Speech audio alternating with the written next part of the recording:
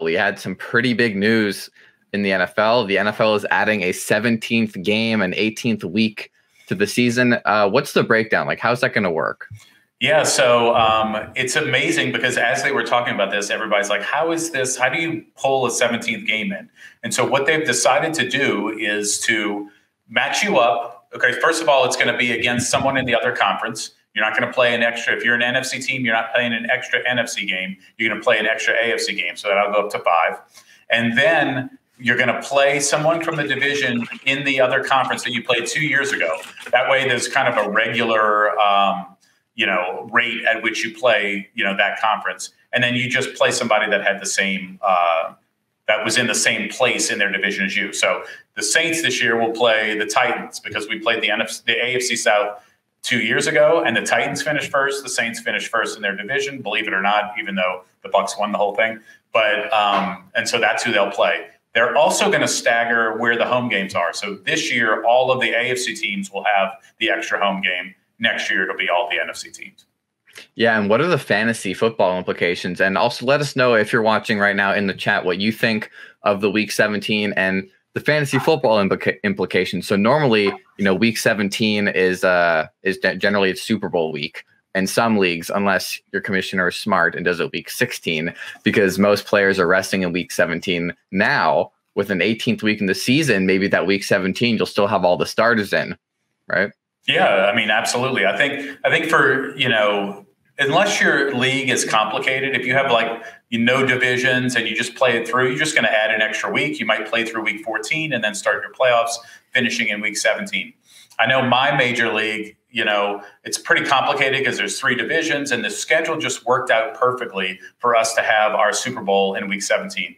Now we get to do that. The difference is you don't have to cut all these players and pick up nobodies in order to win. I mean, in that league, Tim Tebow has won our MVP for scoring the most points in the championship. So, pretty crazy stuff. So now it'll be just like a regular week. So the teams that are at the top are going to have a better chance of winning leagues like that rather than somebody that just makes good moves the last week.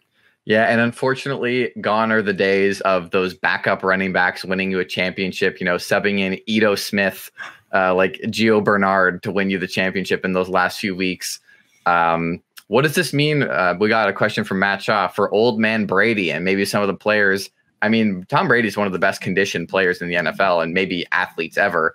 What does this mean maybe for some players who really could use that extra week of rest? I know your own Alvin Kamara was not the biggest fan of the extra game.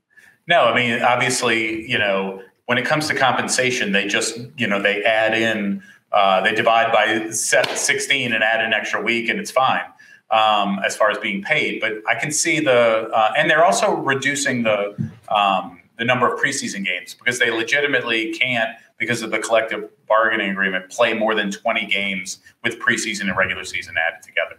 So look, they're playing the same amount of games now. Obviously, a lot of the stars aren't going to play preseason games, but yeah. So I can see their frustration with that. Obviously, it's making the owners more money. Only one team voted against this change, and that was the Bears. And there's all sorts of memes and jokes online to check out about why the Bears would not want to play an extra game. We'll leave that alone. But for the most part, I think it's gonna change the NFL in a lot of different ways. They've changed last year, adding the extra playoff team in each conference. They're just trying to shake up new things because they have to keep especially Generation Z, they got to keep everybody entertained in what's going on. So hopefully the extra game will keep things interesting. I was kind of hoping your extra game would be against an AFC team that might be a rival.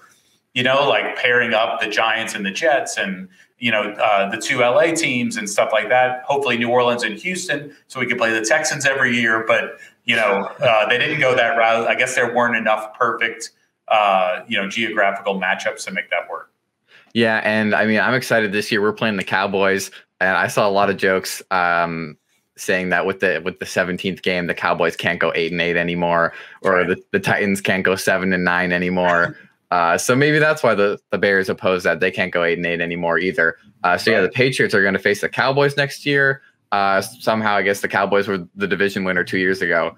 I mean, not exactly the hardest division to win, and I would expect them to win that division again this year. But as as we all know, the football season flies by way too fast. So I am not complaining about having an extra game of football, an extra Sunday to just kick back and watch NFL Red Zone with Scott Hanson. So I'm excited for that extra week, an extra week to have an excuse not to do anything on a Sunday.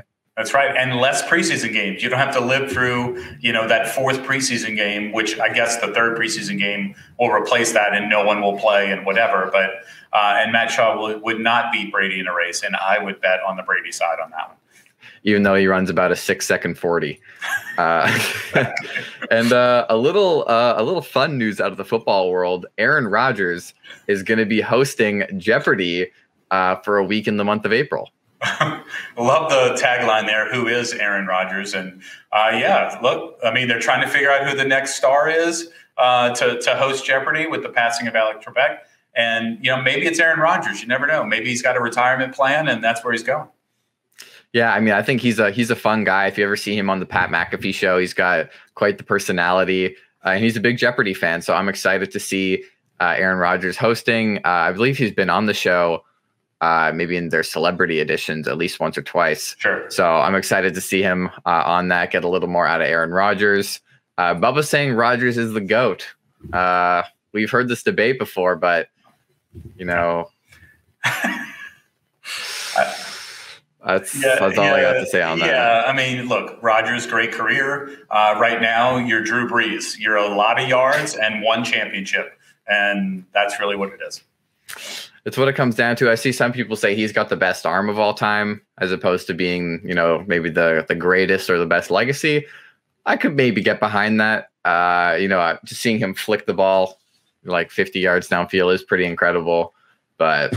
It's not like he's won 5 and Brady's won 7. And you're like, okay, 2 of those weren't so great. He's won 1 to 7th. So it's not even a question. I mean, we could talk about this all day. We're already getting some comments about the defense and the teams they've had behind them, yada, yada. 7. All I want to say is the year that the Seahawks went to the Super Bowl, they were up 16-0 on the Seahawks and couldn't close out that game despite having numerous chances to. And, Jermaine Kearse basically ended your season. Thanks for watching this Lost Tribe video. The full show of Pass the Rock airs every Wednesday at 5:30 p.m. Eastern on Twitch. Be sure to like and share the video and comment below with some things that we need to talk about next week. We're always open to new conversation. We are Lost Tribe.